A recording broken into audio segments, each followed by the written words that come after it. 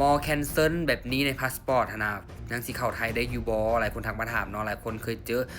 ถูกปั๊มคำว่าแคนเซิลหน้าพาสปอร์ตแบบนี้นะก็คือบ่ได้มีตราประทับเข้าไทยเนาะตัวนี้จะเป็นตราประทับเข้าลาวอันนี้เขาเอิ้นว่าติดต่มเนาะการที่ตมพิมพ์แคนเซิลแบบนี้ให้คือหมายถึงว่าตมบ่อนุญาตให้เจ้าเข้าประเทศเนาะอาจจะด้วยเหตุผลอีหยังบางอย่างหรือว่า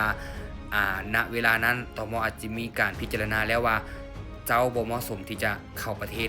ภายในมื้อนั้นเนาะ ก็คือเฮ็ดหยังบ่ได้อันนี้ก็คือบินกลับประเทศอย่างเดียวบินกลับลาวอย่างเดียวเนาะแต่หลายคนก็กังวลว่าถ้าถูกพิมพ์แคนเซิลแบบนี้ในพาสปอร์ตเฮายังสิเดินทางเข้าไทยได้บ่หรือว่าไปต่างประเทศได้บ่อันนี้หั้นการที่ถูกแคนเซิลแบบนี้หมายถึงว่าเฮายังสามารถเดินทางเข้าประเทศไทยได้เพียงแต่ว่าเว้นระยะห่างสักพักหนึ่งเนาะอาจจะเป็นอยู่ราวอาทิตย์หนึ่ง2อาทิตย์หรือว่าเดือนหนึ่งก็ได้แฮ่งดีเนาะแต่ว่าสามารถบินไปต่างประเทศได้เลยเนาะไปประเทศใดก็ได้พวกเจ้าฉะนั้นแล้วคำว่าแคนเซิลในพาสปอร์ตนี้มันบ่ได้หมายถึงว่าถูกแบล็คลิสต์หรือว่าอีหยังเนาะเฮายังสามารถเดินทางเข้าออกได้ปกติเพียงแต่ว่าในช่วงเวลาใดเวลาหนึ่งหรือว่าในช่วงเวลานี้เฮายังบ่สามารถเข้าประเทศได้เนื่องจากว่าอาจจะเป็นการพิจารณาของเจ้าหน้าที่ว่าเฮามีข้อสงสัยเนาะ